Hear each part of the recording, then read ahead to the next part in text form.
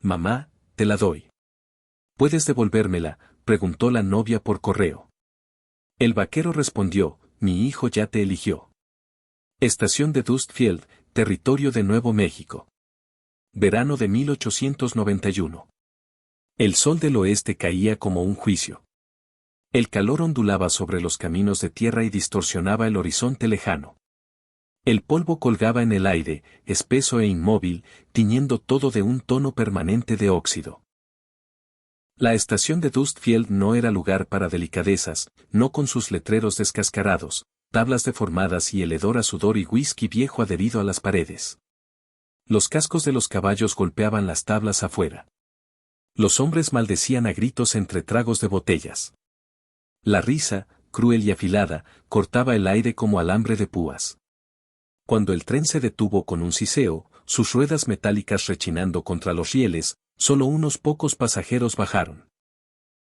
La mayoría eran hombres, trabajadores del ferrocarril, comerciantes, algún prospector. Y entonces, del último vagón, descendió una mujer, Rebecca Mehalas. Su vestido, antes azul como harina de maíz, estaba apagado por el hollín y los días de viaje. El dobladillo estaba deshilachado, sus guantes manchados, sus botas polvorientas, pero se mantenía erguida, con la barbilla alta. Una mano aferraba un maletín gastado, la otra descansaba ligeramente sobre la carta, doblada con cuidado en el bolsillo cerca de su corazón. Dio su primer paso en la plataforma, y el ambiente cambió. Las voces se callaron, las miradas se volvieron. Algunos hombres junto a las cajas de carga la observaron demasiado despacio. Uno de ellos rió, empujando al otro con una botella en la mano. Novia por correo, resopló. Pobre alma no sabe en qué se está metiendo. Rebecca los ignoró. Pero el aguijón se asentó bajo su piel.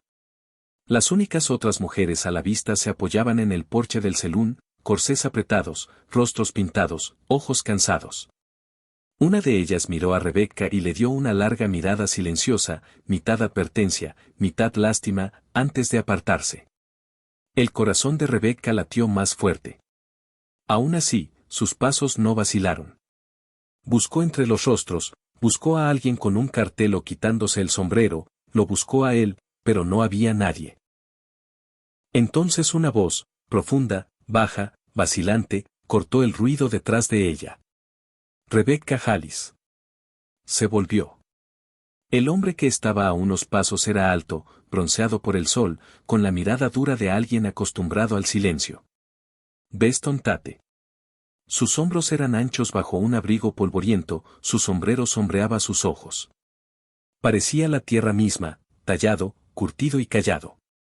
Su mirada sostuvo la de ella un momento de más. Yo nunca pedí una novia, dijo. Su voz era áspera, lenta, casi dolorosa. Rebecca parpadeó una vez. No apartó la mirada. Su orgullo se mantuvo firme, aunque su estómago se retorció. Lentamente, metió la mano en el bolsillo y sacó la carta, la misma que la había traído a través del país. No la agitó en su cara. Simplemente la sostuvo, luego dijo con voz clara para que la multitud oyera, «Puedes devolvérmela». Las palabras cayeron como una piedra en agua quieta. Los murmullos comenzaron de nuevo. Algunos se burlaron. Otros se apartaron. Un hombre soltó un silbido bajo, pero entonces otra voz. Pequeña, inestable, pura. Señorita Rebecca. Un niño salió de detrás de un carro. Apenas 4 años. Rizos rubios revueltos. Botas demasiado grandes para sus pies. Sus mejillas estaban sonrojadas, sus ojos muy abiertos. No corrió hacia ella. No habló de nuevo. Solo caminó hasta ponerse a su lado, luego se colocó delante de ella, entre ella y la multitud, sus pequeños brazos rígidos a los lados como si pudiera protegerla. Beston miró primero a Rebecca, luego al niño, Tommy. Todo encajó en un instante. El sobre, la escritura, el nombre firmado al final. Su hijo, su pequeño, había enviado esa carta. Beston exhaló lentamente. Miró a las caras reunidas alrededor, luego de nuevo a Rebecca. La vergüenza lo recorrió, pero también algo más, algo más firme.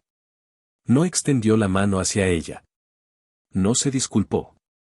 En cambio, levantó la cabeza y dijo con firmeza, mi hijo ya te eligió. Y así, a ojos del pueblo, el asunto quedó resuelto. No la había reclamado por amor, pero la había reclamado de todos modos. Unas horas después del enfrentamiento en la estación, las calles lentas de Dustfield estaban llenas de susurros. Nada sacaba a la gente del pueblo como la llegada de una mujer inesperada, especialmente una que había sido reclamada en público, pero que se marchó sola. Rebecca no regresó al rancho con Beston. Él no lo ofreció y ella no lo pidió. No podía. No con el pueblo observando. No con ojos espiando desde detrás de cortinas y voces tejiendo historias más rápido que la verdad. Incluso Waston Ted, con su calma certeza y su sentido arraigado de lo correcto, no sabía qué venía después. Y hasta que lo supiera, no arriesgaría traerla a su casa bajo una nube de especulación. El pueblo se dividió rápido en bandos.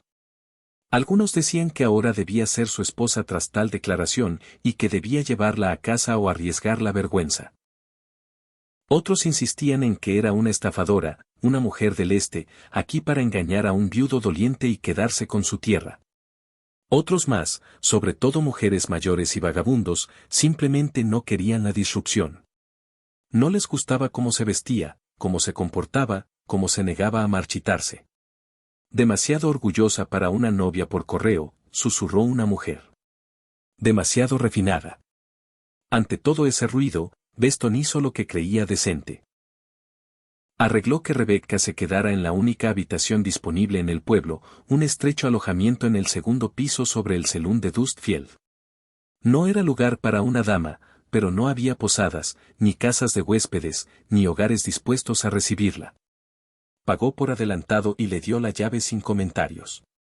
La habitación era angosta, la ventana agrietada, la cama estrecha, las delgadas paredes no amortiguaban los sonidos de abajo. Notas de piano golpeadas con fuerza, risas demasiado fuertes, botas pisando fuerte y taburetes raspando hasta pasada la medianoche. Rebecca no dijo nada. No lloró. No acusó. Desempacó sus pocas cosas con silenciosa dignidad y colocó la carta, la que la había traído aquí, en la mesa junto a la ventana. Luego se sentó en la única silla de la habitación y miró hacia la calle abajo, donde hombres salían tambaleantes del saloon y gritaban a la noche. Mantuvo la lámpara de aceite encendida hasta tarde. Brillaba como desafío detrás del vidrio. Abajo, Beston no regresó a casa. Se quedó. Tomó prestado un caballo del sheriff con una vaga excusa y lo ató junto al saloon. Luego tomó asiento en el banco bajo el alero, lo bastante lejos para quedarse seco si llovía, lo bastante cerca para ver la luz de su ventana. No subió. No habló con nadie. Solo se sentó allí, espalda recta, brazos sobre las rodillas, ojos fijos en el segundo piso. Observó el parpadeo de la lámpara.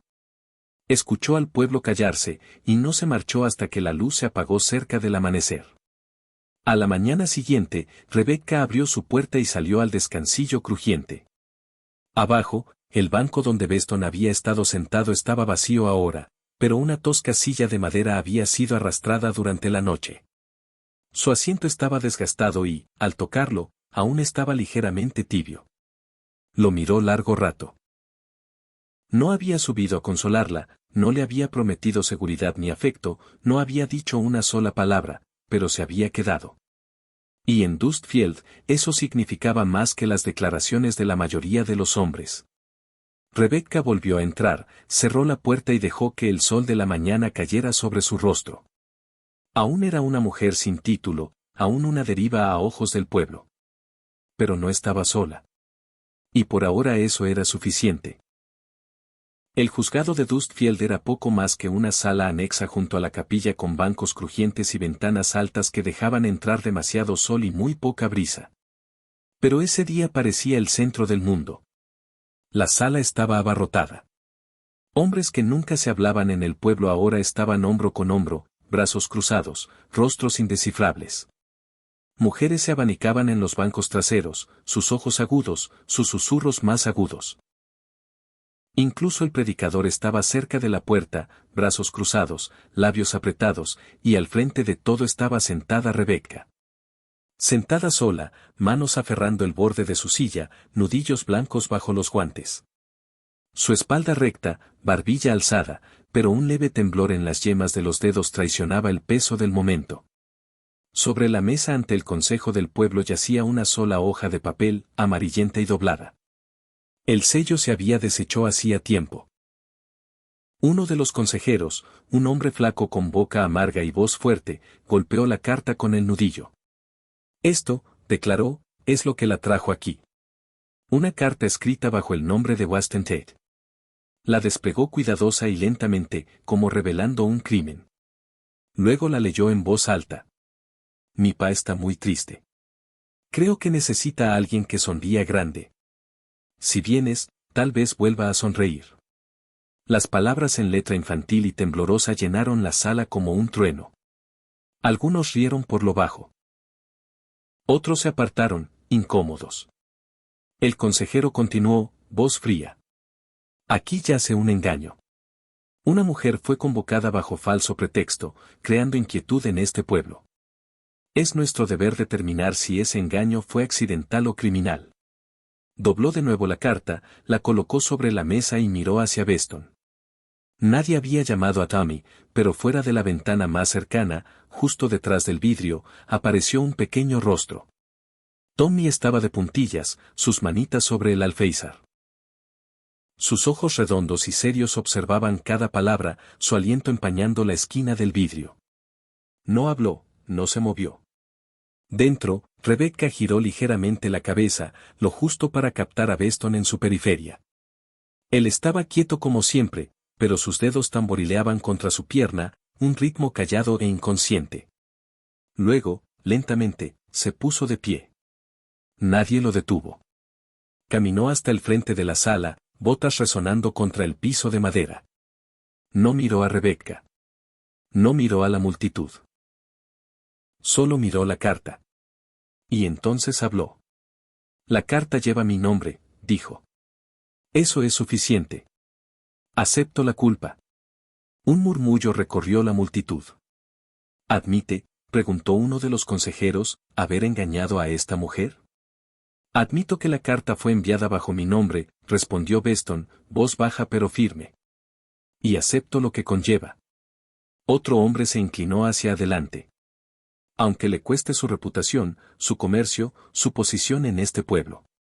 La respuesta de Beston fue calmada. Ella vino aquí de buena fe. Eso merece honor, no castigo. El veredicto llegó tras una discusión en susurros. Beston pagaría una multa. Más que eso, sería suspendido de toda compraventa de ganado en la región por 6 meses. Una pérdida enorme para un ranchero en plena temporada. Beston asintió una vez, luego se volvió hacia la sala, mirada nivelada, firme. Ella no se va, dijo. Yo sí. Y con eso, volvió a su asiento, se sentó y juntó las manos. No miró a Rebecca, pero ella ya lo estaba mirando.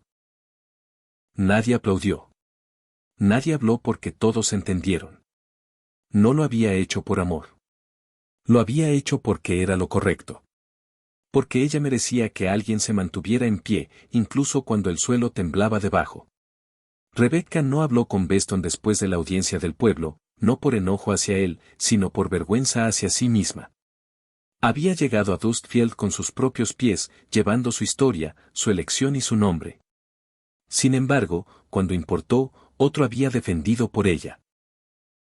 Alguien había tomado el peso, el juicio, el costo, y eso dejó un sabor en su boca que no podía tragar.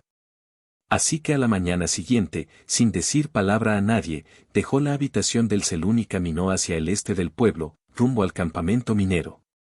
Ninguna diligencia iba por allí, ningún carruaje, solo carretas destartaladas y senderos de mulas a través de matorrales secos y rocas sueltas, pero ella lo caminó igual. Al borde del asentamiento, donde chozas se apoyaban unas en otras como borrachos y niños corrían descalzos entre humo, encontró lo que buscaba. Un granero roto, 3 paredes en pie, sin techo, y olor a óxido y ceniza. Una mujer que atendía un fuego de cocina le lanzó una mirada de reojo. Rebecca se acercó. Solía enseñar en Baltimore, dijo, voz calmada. ¿Puedo enseñar aquí también? La mujer resopló. No hay escuela aquí, señora. La habrá. Eso fue todo lo que dijo. Nadie ayudó. Barrió el viejo granero con una rama de árbol. Reunió cajones para sillas. Usó carbón de los fogones para dibujar letras en pizarras rotas. Durante 3 días, los niños solo la observaron. Luego, uno por uno, empezaron a sentarse. Al final de la semana, tenía una clase, sin paga, sin almuerzo, sin paredes contra el viento. Pero tenía alumnos, y eso era suficiente. Lo que no sabía, lo que no podía saber, era que Wastented la había estado observando desde lejos, y que al 7º día llevó su semental negro, Sadow, el mejor caballo que jamás había domado, al puesto de comercio. El comprador era de Arizona y pagó en efectivo completo. Beston rechazó comisión, rechazó nombrar la razón, solo dijo, cuídalo bien, luego se volvió y se fue. Ese dinero llegó a manos de la iglesia.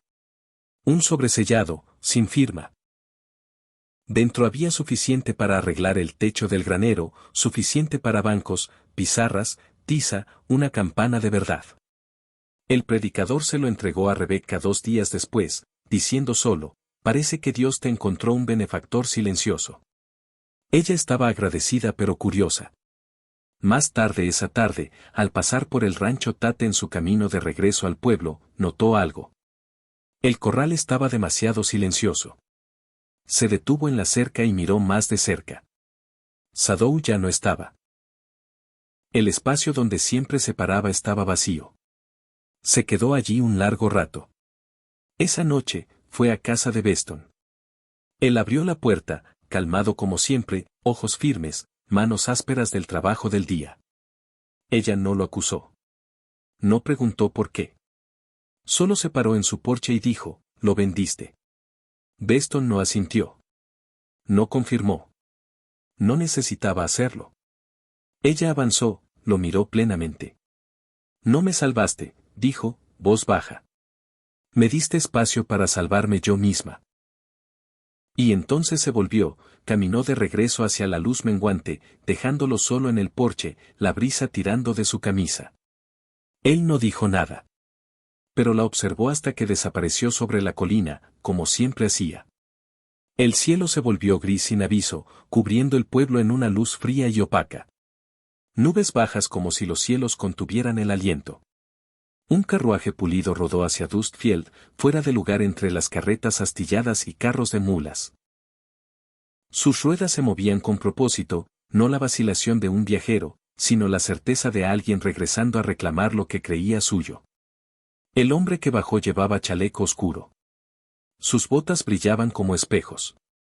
Una cadena de oro cruzaba su pecho, anclada a un reloj de bolsillo que consultó con leve desdén. Su abrigo no tenía polvo. Sus ojos no pedían permiso. Escudriñaron a la gente del pueblo como revisando personal o un libro contable. No pidió direcciones. No gritó.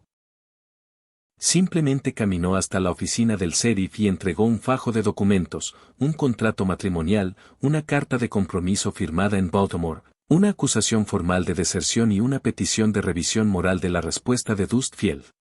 Cuando el sheriff salió con él al aire libre, su tono era cauteloso. «Hay un hombre aquí reclamando tutela legal sobre la señorita Rebecca Hollis». El pueblo se silenció. El hombre no esperó a que Rebecca viniera a él. Se volvió hacia el centro de la calle principal y habló como si estuviera en un tribunal. «Ella es mi responsabilidad», declaró. «Por acuerdo, por arreglo familiar y por toda medida moral, me pertenece». No alzó la voz. No necesitaba hacerlo. Rebecca salió a la calle. No parecía conmocionada. No miró hacia el rancho de Beston ni al balcón del salón donde ya observaban los ojos. Caminó lenta, deliberadamente, y cuando se detuvo frente al hombre que una vez sostuvo su futuro como una escritura, levantó la barbilla y dijo con calma, «Si fuera tuya, no tendrías que venir tan lejos». Algo cambió en la multitud. Nadie vitoreó, pero nadie se movió tampoco. Él extendió los papeles de nuevo. La ley no es opcional en este territorio. Los labios de Rebecca se curvaron levemente. Tampoco lo era en Maryland, y sin embargo aquí estoy. La confianza del hombre vaciló solo un poco. Entonces Beston salió de un callejón lateral, botas firmes sobre las tablas. No dijo nada al principio, simplemente se acercó hasta estar al alcance. No habló a Rebecca, no confrontó al hombre. Puso una mano en su hombro, firme, calmado. Ella no se inmutó. Luego miró al hombre que había venido a reclamarla y dijo en voz baja, se queda porque ella elige. No amenaza, no fuerza, solo verdad. Hablado desde un lugar más profundo que el orgullo. El hombre miró entre ellos. Por un breve segundo, pareció calcular cuánto poder le quedaba realmente en un pueblo que no se inclinaba ante contratos escritos en el este. Y en ese segundo comprendió que ya había perdido. El aire se sintió más ligero después de que el hombre del este saliera de Dustfield, pero nada se había asentado realmente. La tormenta había pasado, sí, pero había dejado escombros. Nadie se atrevió a moverse. Rebecca seguía en la misma habitación sobre el celún. Su ventana daba a la calle, sus cortinas corridas la mitad del tiempo. Los susurros ya no llevaban el aguijón de la acusación, pero su peso no había disminuido. A ojos del pueblo, había sido defendida, sí, pero no reclamada, no verdaderamente, no donde importaba. Caminaba hacia y desde el campamento minero cada día, enseñaba a los niños con resolución firme y ayudaba a la iglesia a organizar suministros para la escuela improvisada. Sus pasos eran parejos, su voz calmada, pero dentro de ella algo colgaba entre espera y cansancio. Beston lo sabía. La había observado desde lejos el tiempo suficiente. La encontró dentro de la iglesia, mangas arremangadas, ordenando un cajón de pizarras y libros viejos. El aire olía a polvo y cera. Ella no lo oyó entrar, pero cuando levantó la vista, él ya estaba allí, sombrero en mano, hombros cuadrados como preparándose para un tiroteo. No la saludó. Simplemente dijo, es hora. Rebecca parpadeó. ¿Hora de qué? Su voz era firme con ese tono bajo y arraigado que siempre significaba que ya había decidido. Has pagado tus deudas, enfrentado tu pasado. He estado a tu lado en el pueblo, pero no permitiré que pases otra noche sobre un celún. Ella frunció el ceño, enderezándose. No soy tu carga, Beston. Él dio un paso más cerca. No agresivo, pero inamovible. No eres una carga. Eres mi elección. Su aliento se detuvo. No por lo que dijo, sino por cómo lo dijo. Sin romance, sin adornos, solo una verdad terca y sencilla. Se volvió y salió, dejando la puerta abierta detrás. Ella lo siguió. Él cabalgó adelante a caballo. Ella lo siguió con su maleta en la parte trasera de un carro prestado por el predicador. Sin palabras, solo el camino. Polvo entre ellos, pero no distancia. Cuando llegaron al rancho, Beston desmontó primero. No la dirigió hacia el granero ni una habitación lateral. Abrió la puerta principal de la casa y tomó su maletín del carro como si fuera lo más natural del mundo. Sin alaraca, sin explicación. Dentro, el hogar había sido limpiado. El piso barrido. Un pequeño fuego esperaba en la chimenea y un leve aroma a lavanda flotaba desde la ventana abierta. Un ramo de flores silvestres, pétalos amarillos, crecidas en la montaña, descansaba en un jarrón astillado junto al alféizar. El mismo tipo de flor plantada junto a la tumba de su difunta esposa. Tammy corrió desde el patio, tierra en las rodillas y esperanza en la voz. Mamá está en casa. Beston no se inmutó. No lo corrigió. Rebecca se quedó helada. Sus dedos aún aferraban la correa de su maleta. Beston no dijo nada, solo llevó la maleta hasta la chimenea y la dejó. Luego señaló hacia el pasillo. Dormirás en la habitación grande. Yo tomaré la oficina por ahora. No discutirás, añadió sin volverse. Ya resolveremos el resto con el tiempo. Más tarde, ella entró en la cocina y encontró las ollas fregadas. Un balde de agua fresca junto a la puerta trasera y la mesa despejada. Había un paño doblado, limpio, sin usar, y junto a él, una cuchara tallada en cedro, pequeña, claramente para una mano infantil. No había estado allí antes. Esa noche, ella se paró en la puerta del dormitorio. Olía a sábanas secadas al sol y pino viejo. Se sentó en el borde de la cama, sus dedos rozando las puntadas del edredón. No se sentía como invitada. No se sentía como reemplazo. Por primera vez, no se sentía sola. No en esta casa, no en el corazón del hombre que nunca le había dicho que la amaba, porque no necesitaba hacerlo. La carta llegó doblada en pergamino rígido, sellada con cera roja y estampada con el sello del Tribunal Regional. No llegó por error, sino por venganza. Rebecca la leyó primero, manos firmes, ojos sin parpadear.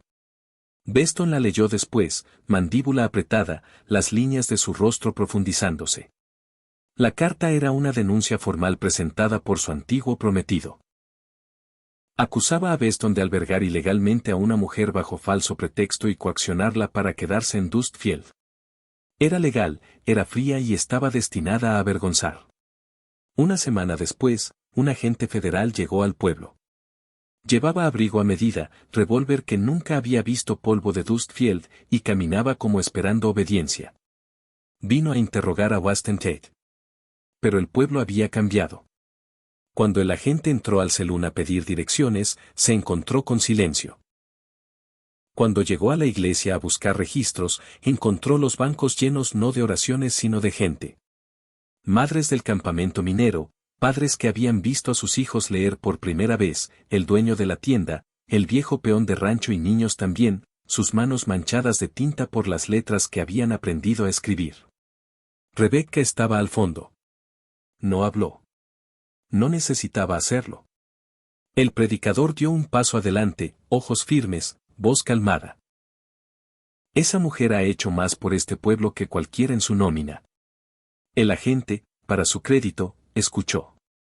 Revisó la carta. Hizo sus preguntas. Caminó por los terrenos de la escuela del campamento minero y vio la pizarra, los pupitres, los niños practicando sus nombres. Regresó a sus aposentos y escribió un solo página de desestimación, reubicación voluntaria, sin coacción, contribución estable a la comunidad. Con eso, el expediente se cerró. Rebecca ya no era una fugitiva de promesas nunca hechas libremente. Era libre en ley y en nombre. Esa noche, la tormenta de verano llegó. El viento huyó por los cañones y la lluvia lavó el polvo de tejados y campos. Un poste de cerca del granero colapsó bajo el peso del viento. Después de lo peor, Beston salió con martillo y alambre, trabajando bajo un cielo plateado aún parpadeando con relámpagos a lo lejos. Rebecca lo siguió, sosteniendo una linterna. No dijo nada, solo la colocó en la cerca junto a él y observó. Beston miró arriba. Sus manos se detuvieron, sus ojos encontraron los de ella. Nunca lo pedí como debía, dijo. Pero ya eres mi esposa en todo lo que importa. Rebecca ladeó la cabeza, lluvia aún goteando de los extremos de su cabello. Entonces digámoslo en voz alta, susurró. No por ellos, por nosotros. Una semana después, estuvieron junto al arroyo detrás del rancho. El predicador entre ellos, Biblia en mano, su voz llevada suavemente por el viento. Rebecca llevaba un sencillo vestido de lino, cosido a mano y blanqueado por el sol. Beston llevaba una camisa blanca limpia, planchada rígida pero suavizada por su toque calloso. Tammy estaba cerca, sosteniendo una sola ramita de lavanda, rostro brillante de alegría callada. No hubo anillos, pero hubo votos, palabras no gritadas, no representadas, sino dichas desde la médula de gratitud, de promesa, de elegirse mutuamente, no solo en amor, sino en el pequeño y duro trabajo de quedarse. No necesitaban multitud. El arroyo fue testigo, y eso era suficiente. Un año después, el rancho lucía diferente. No más grande, no más rico, pero más lleno. El jardín detrás de la casa prosperaba. Filas de calabazas, frijoles y tomates trepaban por la celosía de madera que Rebecca había construido con Tommy. Ahora había gallinas, una cerca recién pintada y una cuerda de ropa ondeando como banderas de oración en el patio. Dentro de la sala principal, el antiguo salón se había convertido en aula. 6 niños llegaban cada mañana, algunos de homesteads cercanos, otros del campamento minero. Rebecca les enseñaba letras, números y cómo expresar sus pensamientos con amabilidad. Tommy, ahora de 5, era el primero en llegar y el último en irse. Una tarde, mientras apilaban libros y barrían el piso, él miró arriba con ojos grandes y dijo, «Construimos este lugar, ¿verdad, mamá?» Rebecca se detuvo, una suavidad floreciendo en su pecho. «Sí», dijo. «Lo hicimos». Beston aún no hablaba mucho, pero pasaba por la casa como un ritmo constante. Sus manos arreglaban cajones rotos, cortaban leña antes de que se pidiera y dejaban pan tibio en la mesa cada mañana. Tocaba a Rebecca con gentileza al pasar, una mano en su espalda, un roce de dedos en su brazo, no por exhibición, sino por costumbre. Nunca necesitaron decir que eran marido y mujer. Simplemente vivían como tales. Cada mañana comenzaba juntos. Cada tarde terminaba con los 3 bajo el mismo techo con el mismo silencio que ahora se sentía como paz. Un día, Rebecca colgó algo nuevo en la pared del aula, un marco de madera tallado a mano, sosteniendo una sola carta amarillenta. La letra dentro era torcida, infantil. «Mi pa está muy triste. Creo que necesita a alguien que sonría grande». Una niña con un diente frontal faltante señaló. «¿Qué significa?» Rebecca sonrió, manos cruzadas frente a su delantal. «Significa que alguien creyó que el amor podía arreglar algo». Los adultos olvidaron cómo sanar. Los niños no entendieron del todo, pero se quedaron callados un momento, mirando la carta como si pudiera responder algo que aún no habían aprendido a preguntar. Esa tarde, mientras el sol se derretía sobre las llanuras, Rebecca se sentó en el porche junto a Beston. Tommy yacía entre ellos, somnoliento por el día, cabeza en su regazo. El viento era suave. El cielo se extendía amplio y naranja, rozando el borde del mundo. Beston extendió la mano y tomó la de ella. No la apretó. Solo la sostuvo allí como quería, como lo haría. No hablaron. No necesitaban hacerlo. La casa estaba detrás, cálida y viva. El niño que escribió la carta ya no necesitaba arreglar lo roto porque ahora habían construido algo completo. Y lo habían hecho por elección. Si esta historia tocó algo callado en tu corazón, si crees que el amor aún puede ser elegido, construido y sostenido con manos gentiles, entonces monta y quédate un rato. Hay más de donde vino esta. Dale like. Si Rebecca, Beston y el pequeño Tommy te recordaron que la familia no siempre nace, a veces se escribe en cartas, se forja en tormentas y se sella con el callado coraje de quedarse. Y no olvides suscribirte a The Wild Western Stories, donde cada relato cabalga por polvo, peligro y devoción, y siempre deja un eco atrás. Tenemos más corazones indómitos y romances olvidados en el camino por delante. Únete donde las balas fallaron pero los corazones no.